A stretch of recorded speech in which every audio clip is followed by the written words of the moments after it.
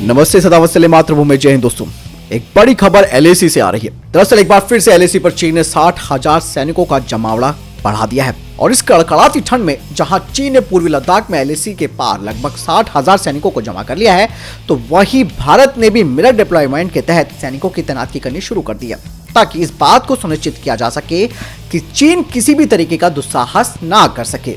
दोस्तों, नए साल में भी एक बार फिर से टेंशन देने की पूरी तरीके से कोशिश कर रहा है चाइना। कुछ रिपोर्टें सामने आ रही है जिसमें कहा जा रहा है कि चीनी सेना ने लद्दाख के सामने के क्षेत्रों में अपने सभी समर ट्रेनिंग ट्रूप्स को वापस बुला लिया है, लेकिन अभी भी संख्या वहां पर 60,000 से अधिक सैनिकों की है, जो कि खतरे की बात है।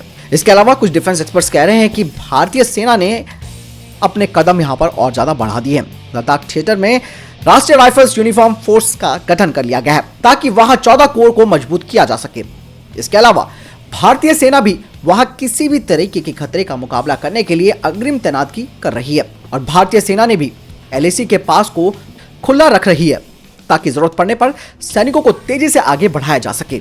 रक्षा मंत्रालय ने अपनी रिपोर्ट में भी कहा है कि चीनी सेना ने पीएलए पर एक से ज्यादा क्षेत्रों में स्टेटस को बदलने के लिए एक तरफा और उत्तेजक कार्रवाई की है, और इस मुद्दे को सुलझाने के लिए दोनों देशों की सेनाएं विभिन्न स्तरों पर बातचीत भी कर रही हैं। लगातार प्रयासों के बाद कई जगहों पर डीएस्केलेशन भी हुआ है, यानी कि विघटन भी हुआ है। जहां अभी तक विघटन नहीं हुआ है, यानी कि डीएस्केलेशन नहीं हुआ है, उन क्षेत्रों में सेना की फोर्स को बढ़ाया गया है। भारत के सैनिक चीन के सैनिकों के साथ दृढ़ता और शांतिपूर्वक दोनों तरीके के व्यवहार को जारी करना रखेंगे।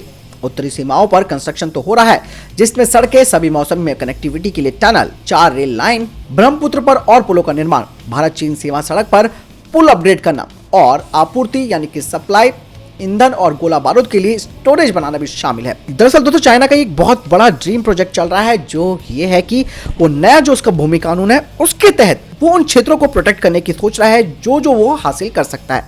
यानी कि उसका ये जो नया लैंड कानून है, उसको वो लेजिटिमाइज करना चाहता है इंटरनेशनल लेवल पर कि भैया यहाँ हमने कब्जा कर लिया और ये इलाका हमारा हो गया है। लेकिन ऐसे में भारत इसको कतई नहीं मानने वाला, और अगर समस्या होती है, चाइना अगर वहां पर जबरदस्ती की कोशिश करता है, तो फोर्स वहां पर भारत की ऑलरेडी वहां पर तैनात की गई है, जो कि जवाब देने के लिए है। और दूसरी सबसे बड़ी बात यह है कि भारत ने अपनी कनेक्टिविटी को बहुत ज्यादा मजबूत कर लिया है इन इलाकों में, और चाइना की यही एक घबराहट है।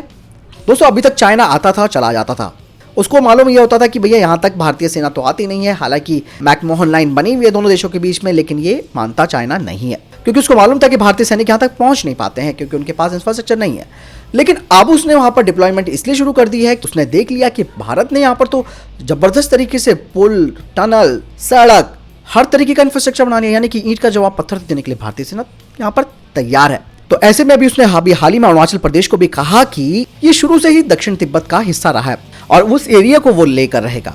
दोस्तों, 1962 में थोड़ी सी राजनीतिक हमारी महत्वाकांक्षा जो थी वो कमजोर पड़ गई थी। अगर हमने उस दौरान इसको मुंह तोड़ जवाब दिया होता, तो आज ये चीन जहां तक आ गया वहां तक बिल्कुल नहीं पहुंच पाता। एक इच्छा शक्ति जो कमी रही हमारी, वो बहुत बड़ी भूल थी, और इतिहास में ये दर्ज हो गया कि चाइना ने भारत को 1962 की लड़ाई में हरा दिया। लेकिन सब जानते हैं कि अरुणाचल प्रदेश, खास करके तवांग, ये सारा इलाका चाइना हड़पना चाहता था। लेकिन उस दौरान हमारे सैनिकों ने जो दम दिखाया, जो ताकत दिखाई, उससे चाइना आज भी डरता है। तो उसको मालूम है कि अगर भारत के साथ हमने ग्राउंड लेवल पर लड़ाई शुरू कर दी, तो भारत को रोक पाना संभव ही नहीं बल्कि असंभव हो जाएगा। और ऐसे में वो अब सिर्फ एक टेक्नोलॉजिकल लड़ाई लड़ने का मूड भारत के साथ बना रहा है।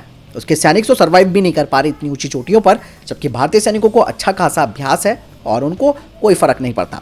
तो ऐसे में वो सिर्फ टेक्नोलॉजी वार छेड़ने की कोशिश कर रहा है। अब उसको लग रहा है कि जो एरिया हम अपना मानते थे, जो भारत के अंदर भी है, अब वो भारत अपना वहां पर झंडा गाड़ के बैठ गया है। अब लेके दिखाओ, तुम क्या लेके दिखा सकते हो।